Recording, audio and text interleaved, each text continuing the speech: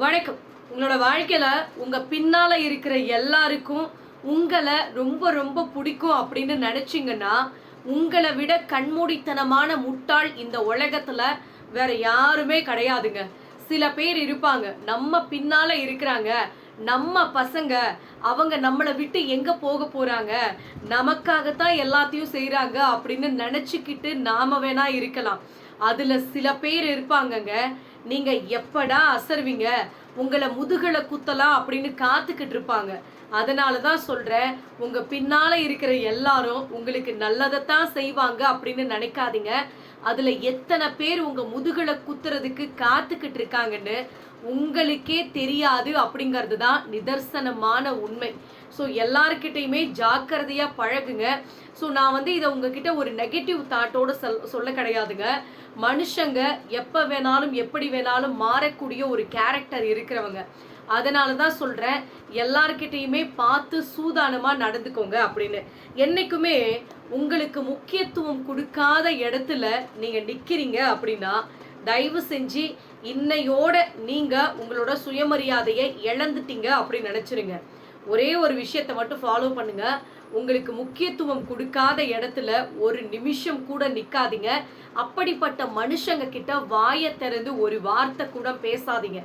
ஏன்னா நீங்க பேசுறதுனால உங்களுக்கு வரக்கூடிய மதிப்பு மரியாதையை விட, நீங்க அமைதியா இருக்கிறதுனால உங்களுக்கு வரக்கூடிய மதிப்பு மரியாதை ஏகப்பட்டது இருக்கும் அப்படிங்கிறது தான் இங்க உண்மை. நீங்க வேணா நல்லா கவனிச்சு பாருங்க. நீங்க போய் ஒரு இடத்துல அதிகமா பேசுறதுக்கும் அமைதியா எதுவுமே பேசாம நின்னுட்டு மௌனமா வர்றதுக்கும் நிறைய வித்தியாசம் இருக்குதுங்க. நிறைய பேரை நீங்க ஈர்க்கலாம். உங்களோட பேச்சால ஈர்க்கிறத விட நீங்க மௌனமா இருந்தீங்கன்னா அதிக பேர் உங்களை ஃபாலோ பண்ண ஆரம்பிச்சிருவாங்க. அதுதான் உண்மை. அதனால முடிஞ்ச வரைக்கும் சொல்றேன், பேச வேண்டிய இடத்துல மட்டும் பேசுங்க. மற்ற இடத்துல லிசன் பண்ண ஆரம்பிங்க. அடுத்தவங்க எப்படி நடந்துக்கிறாங்க, எப்படி பேசுறாங்க அப்படிங்கிறத நீங்க கவனிச்சிங்கனாவே உங்களோட வாழ்க்கையில யாருக்கிட்ட எப்படி பேசக்கூடாது, எப்படி நடந்துக்க கூடாது அப்படிங்கிறத நீங்க ஈஸியா ஐடென்டிஃபை பண்ணிடலாம். என்னைக்குமே நம்மளோட வாழ்க்கையை பத்தி யாரு எப்படி சொல்லி கொடுத்தாலும் நமக்கு புத்தியில உரைக்கவே உரைக்காதுங்க. நல்லா கவனிச்சு பாருங்க.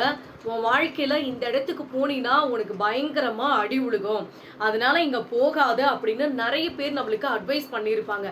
நம்ம அம்மா அப்பா, நம்மளோட ஃப்ரெண்ட்ஸா இருக்கட்டும், சொந்தக்காரங்களா இருக்கட்டும், யாரா வேணாலும் இருக்கட்டும், நமக்கு அட்வைஸ் பண்றப்ப நமக்கு அது புரியவே புரியாது. எப்படி வாழ்க்கைய பத்தி யாரு எப்படி சொல்லி கொடுத்தாலும் புரியாது.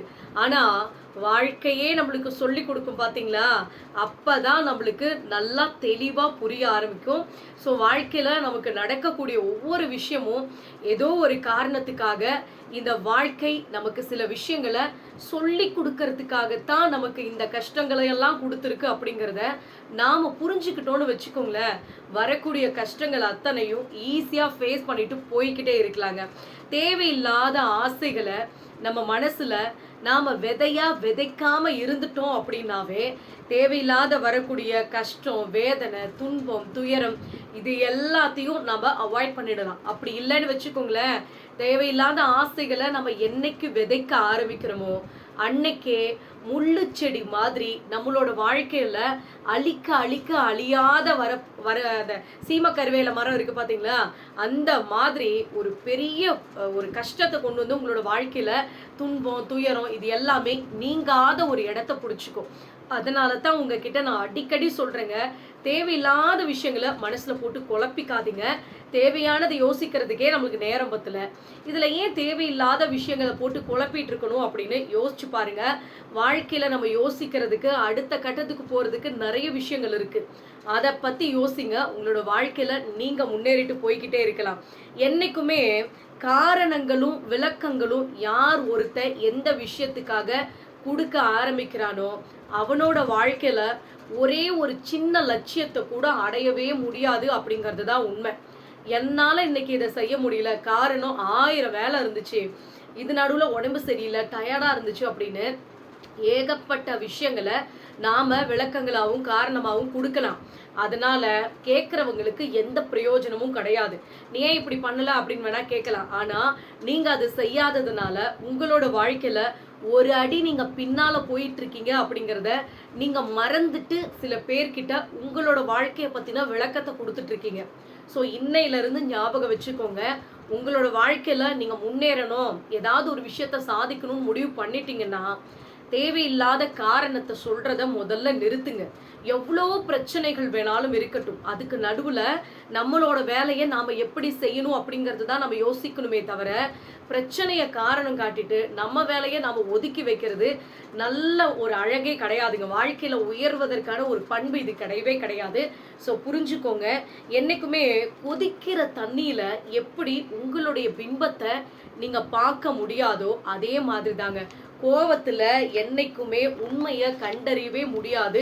அதை புரிஞ்சுக்கோங்க. சில பேர் மனசுக்குள்ள இருக்கிற கோபத்துல என்ன வேணாலும் பேசிடுவாங்க. ஸோ அந்த இடத்துல நம்ம சில விஷயங்களை ஐடென்டிஃபை பண்ணவே முடியாது. அதனால தான் நான் பல தடவை உங்ககிட்ட சொல்லியிருக்கேன், கோபத்தில் இருக்கும்போது வார்த்தைகளை கண்ட்ரோல் பண்ணுங்க, இல்லைன்னா பிரச்சனையில போய் முடிஞ்சிரும் அப்படின்னு. நம்மளை விட்டு விலகி போறாங்க பார்த்தீங்களா, அந்த மனுஷங்க கிட்ட நாம மறுபடியும் நெருங்கி நெருங்கி போறதுனால நம்மளுடைய மதிப்பை நாமளே படிப்படியா குறைச்சிக்கிட்டு போறோம் அப்படிங்கிறத மறந்துட்டு அவங்கள நெருங்கி நெருங்கி நம்ம போயிட்டு இருக்கோம். இதுதான் நிதர்சனமான உண்மை. நல்லா புரிஞ்சுக்கோங்க. ஒருத்தவங்க நம்மளை அவாய்ட் பண்றாங்க, வெறுக்கிறாங்க அப்படின்னா அவங்கள விட்டுட்டு விலகி வர்றது தான் நமக்கு அழகு, நமக்கு கௌரவம். அதை விட்டுட்டு அவங்க கிட்ட போய் தொங்கிக்கிட்டு நீ பேசலன்னா நான் இல்லை அப்படின்னு நினைக்கிறீங்க, பேசுறீங்க அப்படின்னா உங்களை காப்பாத்துறதுக்கு ஒருத்தராலையும் முடியாது. பார்த்துக்கோங்க. ஒரு கவனக்குறைவான வார்த்தை இருக்கு பார்த்தீங்களா, அது ஒரு சர்ச்சையில் போய் முடிஞ்சிடும். நிறைய எக்ஸாம்பிள், அதுவும் இந்த ரீசண்டான காலத்தில் சோஷியல் மீடியாவில் பார்த்தீங்கன்னா நிறைய பொலிட்டிக்கல் பர்சன்ஸ்லாம் பார்த்தீங்கன்னா ஏதாவது ஒரு வார்த்தையை விட்டுருவாங்க, அதில் ஏகப்பட்ட அர்த்தங்களை வச்சு எல்லாரும் ஒரு மீனிங் பண்ண பேச ஆரம்பிச்சிருவாங்க. அதே தான் நான் இன்னைக்கு என்ன சொல்கிறேன்னா, நம்மளோட சப்ஸ்கிரைபர் உங்கள் எல்லாருக்கும் நான் சொல்கிற ஒரு விஷயம் என்னென்னா, கவனக்குறைவா ஒரு வார்த்தையை கூட விட்டுறாதீங்க. அப்படி விட்டுட்டீங்க அப்படின்னா அதனால வரக்கூடிய விளைவுகள் பெருசா இருக்கும், பெரிய சர்ச்சையில போய் முடிஞ்சிடும். ஞாபகம் வச்சுக்கோங்க. அதே மாதிரி கடுமையான வார்த்தை இருக்கு பாத்தீங்களா, அது நம்மளோட வாழ்க்கையவே முறிச்சு போட்டுரும். ஞாபகம் வச்சுக்கோங்க. ஒரு கசப்பான வார்த்தை நம்மளை வெறுக்க வச்சிருங்க. என்னதான் நீங்க எல்லாருக்கும் நிறைய விஷயங்களை செஞ்சிருந்தாலும் நீங்க சின்னதா ஒரு கசப்பான வார்த்தையை ஒருத்தவங்க முன்னால பேசிட்டீங்க அப்படின்னா அது அவங்களோட மனசுல நீங்காத ஒரு காயத்தை கொண்டு போய் விட்டுரும் கடைசியில. அதனால உறவுகள் பிரிஞ்சு போறதுக்கு கூட வாய்ப்பு இருக்கு. அதனால சொல்றேன், பேசும்போது ரொம்ப ரொம்ப கவனமா பேசுங்க. மனுஷனா பிறந்த யாரையும் இது வரைக்கும் ஏமாத்தினதே கிடையாதுங்க மரணம். யோசிச்சு பாருங்க, என்னைக்கா இருந்தாலும் மனுஷன் ஒரு நாள் சாகத்தான் போறான். அதுக்குள்ள எத்தனை போட்டி, பொறாம, பொய் சிரிப்பு, அடுத்தவனை முதுகுல குத்துறது. யோசிச்சு பாருங்க. எல்லாருக்கும் ஒரு விஷயம் நான் சொல்லணும் அப்படின்னா, எல்லாரோட வாழ்க்கையிலையும் மரணம் அப்படிங்கிறது என்னைக்காவது ஒரு நாள் வரத்தான் போகுது. இருக்கிற கொஞ்ச நாள் நம்ம சந்தோஷமா இருக்கிறவங்க கூட ஹாப்பியா இருந்துட்டு போகணும் அப்படின்னு நினைங்க. அதை விட்டுட்டு போட்டி போட்டுக்கிட்டு சண்டை போட்டுக்கிட்டு துரோகம் பண்ணிக்கிட்டு இதனால நம்மளுக்கு என்ன வரப்போகுது யோசிச்சு பாருங்க. ஸோ உங்களுக்கே புரிய ஆரம்பிச்சிடும். எதுவாக இருந்தாலும் உங்கள் வாழ்க்கையில் மூழ்கி போயிடாதீங்க, மிதக்கிறதுக்கு பழகிக்கோங்க. அப்படி இருந்தால் மட்டும்தான் உங்களோட மனசையும் நீங்கள் பறக்க விட்டு எந்த பிரச்சனையாக இருந்தாலும் நிம்மதியாக அதை ஹேண்டில் பண்ண முடியும். அதை விட்டுட்டு மூழ்கிட்டீங்கன்னு வச்சுக்கோங்களேன், வாழ்க்கையில் உங்களை காப்பாற்றுறதுக்கு ஒருத்தராலையும் முடியாது. ஞாபகம் வச்சுக்கோங்க. என்றைக்குமே உயிர் இல்லாத பணம் இருக்குது பார்த்தீங்களா, அந்த பணம் தான் உயிர் இருக்கிற மனுஷனை உயிர் போகிற வரைக்கும் ஆட்டி அளவெடுத்து வச்சிருதுங்க. உண்மையா இல்லையா சொல்லுங்க பார்க்கலாம். பணம் 10 செய்யும் சொல்லுவாங்க பார்த்தீங்களா, இன்னைக்கு இருக்கிற காலகட்டத்தில் பணம் தான் 11 செய்யுது. அதுதான் உண்மை. முடிஞ்ச வரைக்கும் உங்கள் தேவைக்கு அதிகமாகவே வாழ்க்கையில் பணம் சம்பாதிக்கணும்னு முடிவு பண்ணுங்க, சரியான வழியில்.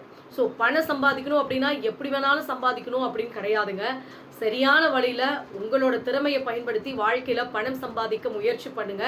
உங்கள் தேவைகள் இருக்குது அப்படின்னா அதை மட்டும் பூர்த்தி பண்ணிக்கிட்டு மீதி பணத்தை கொஞ்சம் சேர்த்து வைக்கிறதுக்கு பழகிக்கோங்க. ஏன்னா ஃப்யூச்சரில் நீங்கள் யாருமே உங்கள் கூட இல்லைனாலும் பரவாயில்லைங்க, அந்த பணம் இருந்ததுன்னு வச்சுக்கோங்களேன், யாராவது ரோட்டில் போகிறவங்க கிட்ட கொடுத்தாவது எனக்கு இது வாங்கிட்டு வா அப்படின்னு சொல்லி நீங்கள் ஜம்முன்னு வாழ்ந்துட்டு போகலாம். உங்களால் முடியலையா, பிள்ளைங்க கைவிட்டுட்டாங்களா, கவலையே படாதீங்க. நீங்கள் வச்சிருக்கிற பணத்தை வச்சு ஒரு 4 பேர்த்த வேலைக்கு வச்சுட்டு கூட நீங்கள் நிம்மதியாக இருக்கலாம். ஒரே ஒரு விஷயம்தான், உடம்பு நல்லா இருக்கும்போதே, நமக்கு வயசு இருக்கும்போதே நாம சம்பாதிச்சு நமக்காக ஒரு சேஃப்டி பண்றதுக்கு முதல்ல பழகிக்கோங்க. அதெல்லாம் அந்த காலம். கடவுள் இருக்காரு, பிள்ளைங்க இருக்காங்க, நம்மளை நல்லா பார்த்துக்குவாங்க, நாம நம்ம பிள்ளைங்களை எந்த குறையும் வைக்காம வளர்த்தோம், அதனால நம்ம பிள்ளைங்க கடைசி காலத்துல கண்டிப்பா நம்மளை கைவிட மாட்டாங்க அப்படின்னு தயவு செஞ்சு நினைச்சிடாதீங்க. நான் எல்லாரையும் சொல்ல வரல. இன்னைக்கும் பெத்தவங்களை கண்ணு மாதிரி பார்த்துக்கிற பிள்ளைங்களும் இருக்கிறாங்க. அதை நான் அவங்கள குறை சொல்லவே விரும்பல.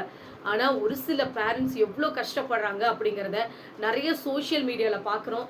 ஏன் நம்ம பக்கத்து வீட்டில் நம்ம சொந்தக்காரவங்க இந்த மாதிரி ஏதாவது ஒரு இடத்துல இந்த மாதிரி சம்பவங்கள் நடக்கத்தான் செய்யுது.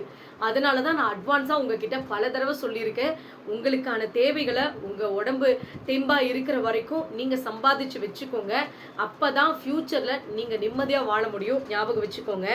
என்றைக்குமே பொக்கிஷம் அப்படின்னு தெரிஞ்சே சில மனுஷங்களை நம்ம இழக்கிறோம், சில உறவுகளை நம்ம தொலைச்சுடுறோம் அப்படின்னா அதுக்கு பேர் தாங்க ஈகோ.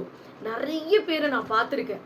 ஸோ அவங்க நல்லவங்கன்னு தெரியும், அவங்க நமக்காக இருக்காங்க அப்படின்னு தெரியும், ஆனாலும் நம்ம கூடவே இருந்தாங்க, நம்ம சொந்தக்காரங்க, நம்மளோட ஃப்ரெண்டு, ஆனால் அவன் நம்மளை விட நல்லா இருக்கானே, அவங்கிட்ட நம்ம ஏன் இறங்கி பேசணும், அவங்கிட்ட ஏன் நம்ம பணிஞ்சு பேசணும், அவங்கிட்டலாம் ஏன் நம்ம ஃப்ரெண்ட்லியாக இருக்கணும், அவளாம் நம்மளுக்கு தேவையே இல்லை அப்படின்னு நிறைய பேர் என்ன பண்ணுவாங்கன்னா அவங்கள அவாய்ட் பண்ணிட்டு போவாங்க. தயவு செஞ்சு புரிஞ்சுக்கோங்க, அவங்க உங்களுக்கு கிடைச்ச பொக்கிஷம்.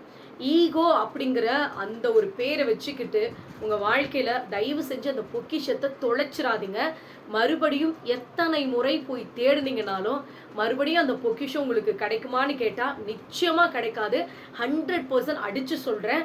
நீங்கள் வார்த்தையை விடுறதுக்கு முன்னால் ஒரு செகண்ட் யோசிச்சு பாருங்கள், இவங்க கிட்ட இப்படி பேசலாமா, இவங்க கிட்ட நம்ம ஏன் ஈகோவோட இருக்கணும் அப்படின்னு ஒரு செகண்ட் யோசிச்சு பார்த்தீங்கன்னா உங்களுக்கே புரிய ஆரம்பிக்கும் அவங்க நல்ல மனுஷங்க, அவங்க கிட்ட வார்த்தைகளை விடக்கூடாது அப்படின்னு. அதே மாதிரி தாங்க கோபங்களை உங்க வாழ்க்கையில சேமிச்சு வைங்க. அப்பப்ப கொட்டி கொட்டி கொட்டி தீர்த்துறாதுங்க. கோபத்துல 4 வார்த்தை பேசுறது, டென்ஷன் ஆகுறது, செவுத்துல போய் குத்துறது, ப்ளீஸ் இந்த மாதிரியான தவறுகளை இதுக்கு மேல செய்யாதீங்க. உங்களுக்கு வரக்கூடிய கோபங்கள் அத்தனையும் அப்படியே சேர்த்து வைங்க. இன்னும் சொல்லணும்னா அந்த கோபம் மறக்காம இருக்கணுங்க அப்படின்னு நினைச்சிங்கன்னா ஒரு பேப்பர்ல எழுதி வைங்க. நான் ஏன் இப்படி கோவப்படுறேன், எதுக்காக இப்படி கோவப்படுறேன் அப்படின்னு யோசிச்சு பாருங்க, எழுதி வைங்க. அதுக்கு காரணமாக இருக்கிறவங்கள கவலையப்படாதீங்க, வைராக்கியத்தோட பழி வாங்கிடலாம். பழி வாங்குறது அப்படின்னா அவங்கள ஏதாவது ஒரு இடத்துல தள்ளி விடணும் அப்படின்லாம் நான் சொல்ல கிடையாதுங்க. ஸோ உங்கள் வைராக்கியம் உங்கள் வாழ்க்கையில் மிகப்பெரிய இடத்துக்கு உங்களை கொண்டு போகும். அதைத்தான் நான் இன்னைக்கு சொல்கிறேன். வைராக்கியத்தோட வாழ்க்கையில் முன்னேறணும் அப்படின்னு நினைங்க. அதை விட்டுட்டு கோவப்பட்டு சண்டைக்கு போய் தகாத வார்த்தைகள் சொல்கிறதுனால இங்கே எதுவுமே மாற போகிறது கிடையாது. அதுக்கு மாறா உங்கள் வாழ்க்கையில் உங்கள் மதிப்பை சில இடத்துல கோபப்படுறதுனாலேயே நீங்கள் உங்கள் மதிப்பை இழந்திருப்பீங்க. ஸோ இதுக்கு மேலே அந்த தவறுகளை செய்யாதீங்க.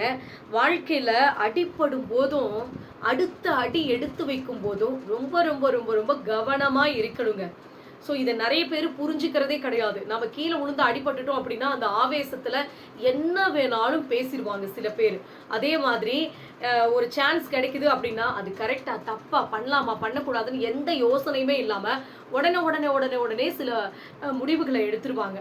ஒரே ஒரு விஷயத்த சொல்கிறேன், இந்த மாதிரியான சுச்சுவேஷனில் கொஞ்சம் கவனமாக முடிவுகளை எடுங்க. அதுதான் உங்கள் வாழ்க்கையில் நீங்கள் எந்த இடத்துலையும் கீழே விழுகாமல் இருக்கிறதுக்கு உங்களுக்கு ஒரு பாதுகாப்பு கவசம் மாதிரி. அதை புரிஞ்சுக்கோங்க. என்றைக்குமே கவனித்து பார்த்தீங்கன்னு வச்சுக்கோங்களேன், இந்த தப்பு பண்ணுறவங்களாம் இருப்பாங்க பார்த்தீங்களா, அவங்கெல்லாம் தன்னோட தவறை ஒத்துக்கவும் மாட்டாங்க, திருத்திக்கவும் மாட்டாங்க. அதுக்கு மாறாக என்ன பண்ணுவாங்கன்னா நம்ம கிட்ட பேசுறதையே நிறுத்திடுவாங்க. என்ன பண்ணுவாங்க, அவங்களோட தவறு இருக்குது அப்படிங்கிறத தலைகீழாக நின்று நீங்கள் தண்ணி குடித்தாலும் அவங்க அதை ஏற்றுக்கவே மாட்டாங்க. நீ என்னவே இப்படி கேட்டுட்டியா அப்படின்னு உங்ககிட்ட பேசுகிறத அப்படியே ஸ்டாப் பண்ணிட்டு போயிடுவாங்க. ஸோ நீங்கள் என்ன பண்ணுவீங்க, நாம் என்னத்தான் அப்படி சொல்லிட்டோம், அவன் நம்மக்கிட்ட இப்படி கோவமாக பேசுகிறாங்க அப்படின்னு நீங்கள் வேணால் நினைக்கலாம். ஆனால் ஒரு விஷயத்த புரிஞ்சுக்கோங்க, சில மனுஷங்க இப்படித்தான் இருக்காங்க, அவங்கள சேஞ்ச் பண்ணவே முடியாது அப்படிங்கிறத ஏற்றுக்கிட்டு நீங்கள் என்ன பண்ணணும்னா உங்கள் வாழ்க்கையில் உங்கள் வேலையை பார்த்துட்டு உங்கள் பாதையில் உங்கள் லட்சியத்தை நோக்கி பயணம் பண்ணிட்டு போய்கிட்டே இருக்கணும். அவங்கள திருத்தணும் அப்படின்னு முயற்சி பண்ணிங்கன்னா அது வேஸ்ட் ஆஃப் டைம் அப்படிங்கிறத புரிஞ்சுக்கோங்க. ஸோ இந்த வீடியோ பதிவு உங்களுக்கு பயனுள்ளதாக இருக்குன்னா மறக்காமல் லைக் பண்ணுங்கள், ஷேர் பண்ணுங்கள், கமெண்ட் பண்ணுங்கள், சப்ஸ்கிரைப் பண்ணுங்கள். நன்றி, வணக்கம்.